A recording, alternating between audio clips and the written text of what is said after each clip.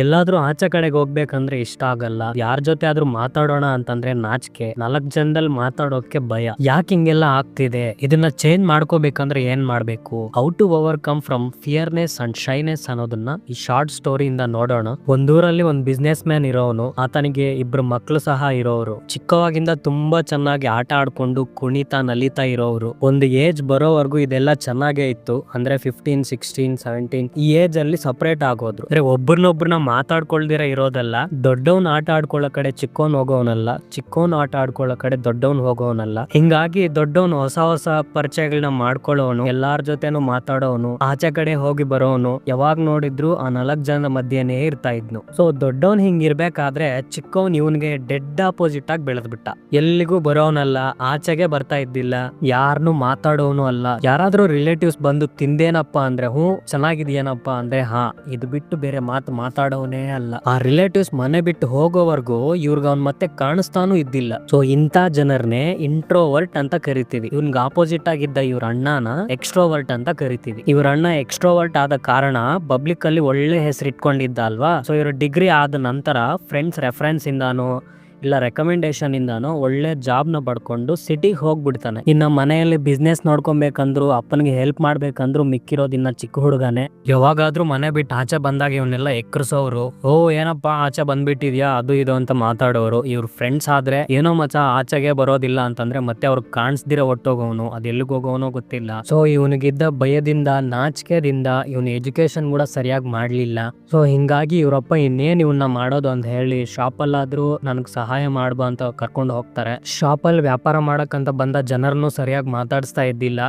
ಭಯದಿಂದ ಕ್ಯಾಲ್ಕುಲೇಷನ್ಸ್ ಕೂಡ ಸರಿಯಾಗಿ ಮಾಡ್ತಾ ಇದ್ದಿಲ್ಲ. ಇದನ್ನು ಕಂಡ ಇವ್ರ ಅಪ್ಪ ಇವನ್ನ ಏನ್ ಮಾಡೋದು ಅಂತ ಬಾಯಿ ಮಾತಲ್ಲ ಅಲ್ದೆ ಒಡೆದು ಹೇಳ್ತಾನೆ. ಒಡೆದ್ರೆ ಯಾರಾದ್ರೂ ತಿಳ್ಕೊಂತಾರ?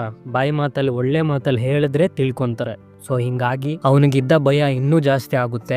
ಸರೇ ಬಿಡು, ಬರ್ತಾ ಬರ್ತಾ ತಿಳ್ಕೊಂತಾನೆ ಅಂತ ಅವರಪ್ಪ ಮತ್ತೆ ಅಂಗಡಿಗೆ ಹಾಕ್ತಾನೆ. ಹಿಂಗೆ ಅಂಗಡಿಯಲ್ಲಿ ಕಂಟಿನ್ಯೂ ಮಾಡ್ಬೇಕಾದ್ರೆ ಇವ್ರ ಅಪ್ಪಗೆ ಪಟ್ಟಣದಲ್ಲಿ ಏನೋ ಕೆಲಸ ಇದೆ ಅಂತ ಮಗನಿಗೆ ಅಂಗಡಿನ ಹುಷಾರಾಗಿ ನೋಡ್ಕೊಪ್ಪ ಅಂತ ಹೇಳಿ ಹೋಗ್ತಾರೆ. ಚಿಕ್ಕವನು ಇಂಟ್ರೋವರ್ಟು, ಏನು ಹೆಂಗೆ ಅಂತ ಊರೆಲ್ಲ ಗೊತ್ತಿರೋದೆ. ಇವ್ರಪ್ಪ ಇಲ್ದೇ ಇರೋದ್ ನೋಡಿ ಒಂದ್ 4 ಜನ ಒಂದು ಒಳ್ಳೆ ಪ್ಲಾನ್ ಮೇಲೆ ಅಂಗಡಿ ಹತ್ರ ಬರ್ತಾರೆ. ಬಂದು, ಬಾಬು ನಾವು ಪಟ್ಟಣದಿಂದ ಬಂದಿದೀವಮ್ಮ, ನಿಮ್ಮ ಅಪ್ಪ ಅವ್ರು ಹೇಳಿದ್ರು ಅಲ್ಲೇನೋ ಒಳ್ಳೆ ವ್ಯಾಪಾರ ಸಿಕ್ಕಿದೆಯಂತೆ, ಇಲ್ಲಿರೋ ಸರ್ಕೆಲ್ ತಗೊಂಡು ಪಟ್ಟಣಕ್ಕೆ ಬರಲು ನಿಮ್ಮ ಅಪ್ಪ ಅವರು ಹೇಳಿದ್ದಾರೆ ಎಂದು ಆತ್ರವಾಗಿ ಹೇಳ್ತಾರೆ. ಸೊ ಆತ್ರವಾಗಿ ಹೇಳಿದ್ರಿಂದ ಚಿಕ್ಕವನ್ ಇನ್ನೂ ಭಯ ಬಿದ್ದೋಗ್ಬಿಡ್ತಾನೆ. ಭಯ ಬಿದ್ದೋಗಿ ಪಾಪ ಮನೆಯಲ್ಲಿರೋ ಸರಕೆಲ್ಲ ತಗೊಂಬಂದ್ ಕೊಟ್ಬಿಡ್ತಾನೆ. ತಗೊಂಡು ಸರಮ್ಮ ನಾವು ಹೋಗ್ ಬರ್ತೀವಿ ಅಂತ ಹೇಳಿ ಒಟ್ಟೋಗ್ಬಿಡ್ತಾರೆ. ನೆಕ್ಸ್ಟ್ ಡೇ ಇವ್ರಪ್ಪ ಪಟ್ಟಣದಿಂದ ಬರ್ತಾರೆ. ಬಂದು ಏನ್ ಪುಟ್ಟ, ಏನ್ ಸರಕೆಲ್ಲ ಇಲ್ಲ, ಏನ್ ಎಲ್ಲ ಖಾಲಿ ಮಾಡ್ಬಿಟ್ಟಿದ್ಯಾ, ಎಲ್ಲ ಮಾರಾಕ್ ಬಿಟ್ಟಿದ್ಯಾ ಅಂದಾಗ, ಏನಪ್ಪ ಮಾರೋದು, ನೀನೇ ಹೇಳಿದ್ದಂತೆ ಅಲ್ವಾ, ನಿಮ್ ಫ್ರೆಂಡ್ಸ್ ಬಂದು ಸರಕೆಲ್ಲ ತಗೊಂಡ್ಬಂದ್ರು, ಯಾವ್ದೋ ಒಳ್ಳೆ ವ್ಯಾಪಾರ ಸಿಕ್ಕಿದೆ ಅಂತ ಹೇಳಿ ನೀನೇ ಕಳಿಸಿದ್ದೆ ಅಲ್ವಾ ಅವ್ರನ್ನ ಅಂತ ಹೇಳಿದಾಗ ಬೈದು ಒಡೆದು ನರ್ಕ ತೋರಿಸ್ಬಿಡ್ತಾನೆ. ಇವ್ರಪ್ಪ ಮನೆಯಲ್ಲಿ ಕೂತ್ಕೊಂಡು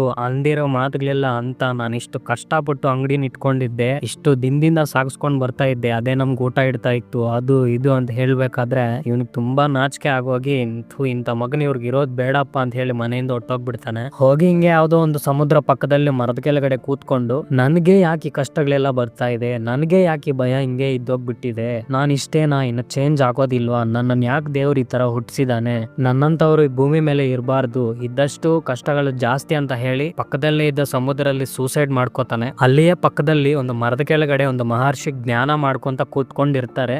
ಈ ಸೌಂಡ್ ನ ನೋಡಿ ಆ ಮಹರ್ಷಿ ಹೋಗಿ ಆ ಮಗುನ ಕಾಪಾಡ್ತಾನೆ. ಮೇಲೆ ಬಂದು ಯಾಕೆ ಈ ತರ ಮಾಡ್ತಿದ್ಯಾ, ಏನಾಯ್ತು, ಏನ್ ನಿನ್ ಪ್ರಾಬ್ಲಮ್ ಅಂತ ಕೇಳಿದಾಗ ನಡೆದಿರೋದೆಲ್ಲಾನು ಹೇಳ್ತಾನೆ. ಇಷ್ಟು ಮಾತ್ರಕ್ಕೆ ಯಾರಾದ್ರೂ ಸಾಯ್ತಾರಾ, ನಿನಗೆ ಬೇಕಾದ ಪರಿಷ್ಕಾರ ನಮ್ಮ ಗುರುಗಳ ಹತ್ರ ಸಿಗುತ್ತೆ ಅಂತ ಹೇಳಿ ಕರ್ಕೊಂಡು ಹೋಗ್ತಾರೆ. ಆದ್ರೆ ಇಲ್ಲ, ನಾನ್ ಬರೋದಿಲ್ಲ, ನನ್ ಪ್ರಾಬ್ಲಮ್ಗೆ ಪರಿಷ್ಕಾರ ಎಲ್ಲೂ ಸಿಗೋದಿಲ್ಲ, ನನ್ನ ಬಿಟ್ಬಿಡಿ, ನಾನ್ ಚೇಂಜ್ ಆಗೋದಿಲ್ಲ ಅಂದಾಗ, ಈ ಒಂದ್ಸಲ ನನ್ನ ನಂಬಿ ನನ್ನ ಗುರುಗಳ ಹತ್ರ ಬಾ ನೀನು, ಅಲ್ಲಿಯೂ ನಿನಗೆ ಪರಿಷ್ಕಾರ ಸಿಗಲಿಲ್ಲ ಅಂದ್ರೆ ನಿನಗ್ ಬೇಕಿದ್ದೇ ಮಾಡ್ಕೊ ಅಂತ ಹೇಳಿ ಕರ್ಕೊಂಡು ಹೋಗ್ತಾರೆ. ಹೋಗ್ಬೇಕಾದ್ರೆ ಇನ್ನೊಂದು ಮರದ ಕೆಳಗಡೆ ಒಂದು ಮಹರ್ಷಿ ಕೂತ್ಕೊಂಡು ಜ್ಞಾನ ಮಾಡ್ತಾ ಇರ್ತಾರೆ. ಅವರೇ the great Siddhartha Gautama Buddha, the god father of compassion and peace. ಇವ್ರನ್ನ ಮೀಟ್ ಮಾಡಿ ಹಾಗಿದ್ದೆಲ್ಲಾನು ಹೇಳ್ತಾರೆ. ಸ್ವಾಮಿ, ನೀವೇ ನನ್ಗಿರೋ ಲಾಸ್ಟ್ ಆಪ್ಷನ್, ನೀವೇನಾದ್ರೂ ನನ್ನ ಪ್ರಾಬ್ಲಮ್ಗೆ ಪರಿಷ್ಕಾರ ಕೊಡ್ಲಿಲ್ಲ ಅಂದ್ರೆ ನನಗ್ ಮಿಕ್ಕಿರೋದು ಸಾವು ಮಾತ್ರನೇ ಎಂದು ಹೇಳ್ತಾನೆ. ಆಗ ಬುದ್ಧ ಅವ್ರು ಹೇಳ್ತಾರೆ, ಮನುಷ್ಯ ಜನ್ಮ ಅಂದ್ಮೇಲೆ ಅವರ ಜೀವಿತದಲ್ಲಿ ನೆಗೆಟಿವ್ಸ್ ಆಟೋಮೆಟಿಕ್ ಆಗಿ ಬರ್ತಾನೆ ಇರುತ್ತೆ, ಅದನ್ನ ಪಾಸಿಟಿವ್ ಆಗಿ ಚೇಂಜ್ ಮಾಡ್ಕೋಬೇಕಿರೋದು ನಾವು ಮಾತ್ರನೇ. ನಿನ್ನ ಹೀಯಾಳಿಸಿದವ್ರ ಮುಂದೆ ಬೆಳಕು ತೋರಿಸ್ಬೇಕು, ಅನ್ಕೊಂಡಿರೋದನ್ನ ಸಾಧಿಸ್ಬೇಕು.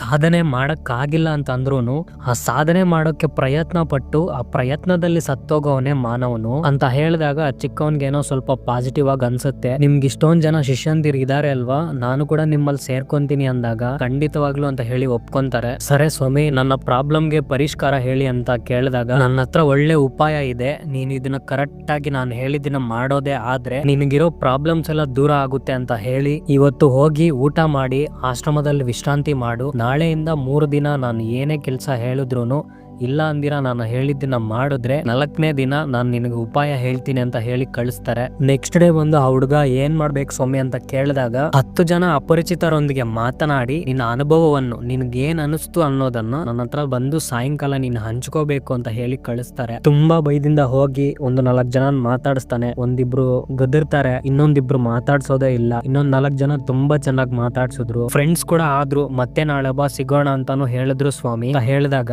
ನೋಡು ನಿನ್ನಲ್ಲಿ ಕೂಡ ಎಷ್ಟೊಂದ್ ಧೈರ್ಯ ಇದೆ, ಹೀಗೆ ಹೇಳಿದ್ದನ್ನ 2 ದಿನಾನು ಕಂಟಿನ್ಯೂ ಮಾಡಿದ್ರೆ ನಿನ್ಗೆ ಒಳ್ಳೆ ಉಪಾಯ ಸಿಗತ್ತೆ ಅಂತ ಹೇಳಿ ಕಳಿಸ್ತಾನೆ. ನೆಕ್ಸ್ಟ್ ಡೇ ಬಂದು ಕೇಳ್ತಾನೆ, ಸ್ವಾಮಿ ಇವತ್ತಿನ ಕೆಲಸ ಹೇಳಿ ಅಂತ. ಆಗ ಬುದ್ಧ ಅವ್ರು ಹೇಳ್ತಾರೆ, ಇವತ್ತು ಆಶ್ರಮದಲ್ಲಿರೋ 10 ಜನಕ್ಕೆ ನೀರಿನ ಬಗ್ಗೆ ಸ್ಪೀಚ್ ಕೊಡ್ಬೇಕು ಅಂತ ಹೇಳ್ತಾರೆ. ಇದು ಮಾಡಕ್ ಆಗ್ದೇನೆ ಅಲ್ವಾ ಸ್ವಾಮಿ, ನಾನು ಎಜುಕೇಶನ್ ಕೂಡ ಹೋಗಿದ್ದು, ನಿಮ್ಗೂ ಕೂಡ ಗೊತ್ತಲ್ವಾ ಅಂತ ಹೇಳಿದಾಗ, ಇದು ನಿನಗೂ ನನಗೂ ಮಾತ್ರ ಗೊತ್ತು, ಅಲ್ಲಿರೋ ಮಕ್ಕಳಿಗೆ ಗೊತ್ತಿಲ್ವಲ್ಲ, ನೀನ್ ನೀರನ್ನು ಡೈಲಿ ಹೆಂಗ್ ಉಪಯೋಗಿಸ್ತೀಯೋ ಅದನ್ನು ಮಾತ್ರ ಹೇಳಿ ಬಾ ಅಂತ ಕಳಿಸ್ತಾರೆ. ಹುಡುಗನಿಗೆ ಬೇರೆ ದಾರಿ ಇಲ್ಲದಿರೋ ಕಾರಣ ಹೋಗ್ತಾನೆ. ತುಂಬಾ ಭಯದಿಂದ ಕೈ ಕಾಲೆಲ್ಲ ನಡುಕ್ತಾ ಇದ್ರು, ಹೆಂಗೋ ಅಂದಂಗೆ ಹೇಳ್ಬಿಟ್ಟು ಬಂದ್ಬಿಟ್ಟೆ ಸ್ವಾಮಿ ಅಂತ ಹೇಳಿದಾಗ, ನೋಡು ನಿನ್ನಲ್ಲಿ ಕೂಡ ಎಷ್ಟು ಧೈರ್ಯವಂತ ಇದ್ದಾನೆ, ಪ್ರಯತ್ನ ಮಾಡ್ಬೇಕಷ್ಟೇ ಅಂತ ಹೇಳಿ ಅಪ್ರಿಶಿಯೇಟ್ ಮಾಡ್ತಾರೆ. ಆಗ್ಲೇ ಬುದ್ಧ ಅವರು ಇದೇ ಖುಷಿಯಲ್ಲಿ ಹೋಗಿ ಇನ್ನೊಂದೆರಡು ರೂಮಲ್ಲಿ ಹೇಳ್ಬಿಟ್ಟು ಬಾಪ್ಪ ಅಂತ ಹೇಳ್ತಾರೆ. ಆಗ ಆಶ್ಚರ್ಯದಿಂದ ಸರೇ ಸ್ವಾಮಿ ಅಂತ ಹೋಗ್ತಾನೆ. 2ನೇ ರೂಮಲ್ಲಿ ಹೇಳ್ಬೇಕಾದ್ರೆ ಫಸ್ಟ್ ರೂಮಲ್ಲಿ ಇದ್ದಷ್ಟು ಭಯ 2ನೇ ರೂಮಲ್ಲಿ ಕಾಣಿಸ್ಕೊಂಡ್ಲಿಲ್ಲ. 3ನೇ ರೂಮಲ್ಲಿ ಹೇಳ್ಬೇಕಾದ್ರೆ ಎಷ್ಟು ಕಾನ್ಫಿಡೆಂಟ್ ಇಂದ ಹೇಳ್ದ ಅಂದ್ರೆ ಇದನ್ನು ನೋಡಿದ ಬುದ್ಧ ಅವರೇ ಆಶ್ಚರ್ಯ ಆಗೋಗ್ಬಿಡ್ತಾರೆ. ಹೋಗಿ ತಬ್ಕೊಂಡು ಶಬಾಷ್ ಅಂತ ಹೇಳಿ ಅಪ್ರಿಶಿಯೇಟ್ ಮಾಡ್ತಾರೆ. ಇನ್ನ ಮಿಕ್ಕಿರೋದು ಒಂದೇ ದಿನ.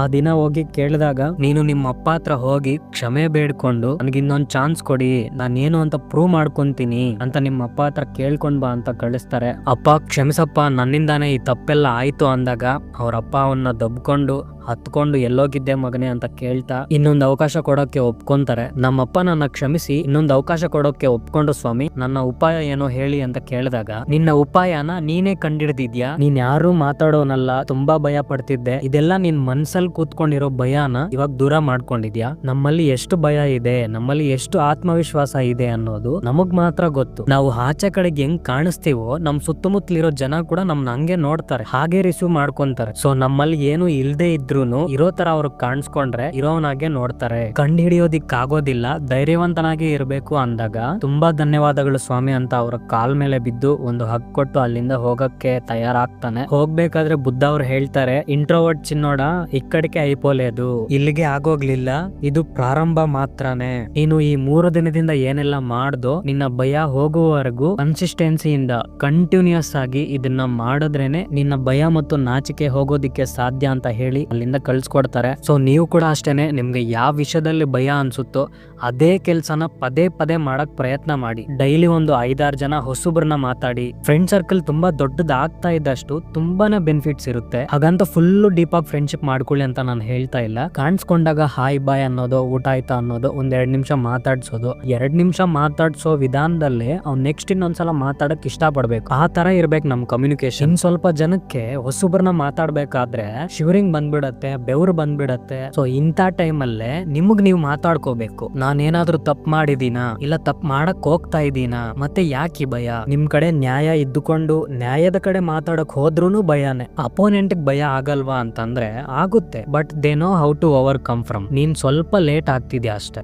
ಇಲ್ಲಿವರೆಗೂ ನೋಡಿದೀರಾ ಅಂದ್ರೆ ನಿಮ್ಗೂ ಪೇಷನ್ಸ್ ಇದ್ದಂಗೆ. Patience is the key to consistency, consistency is the key to success. ನನ್ ಜೊತೆ ನೀವು, ನಿಮ್ ಜೊತೆ ನಾನು. To conquer your life with us, do subscribe and join us in Instagram.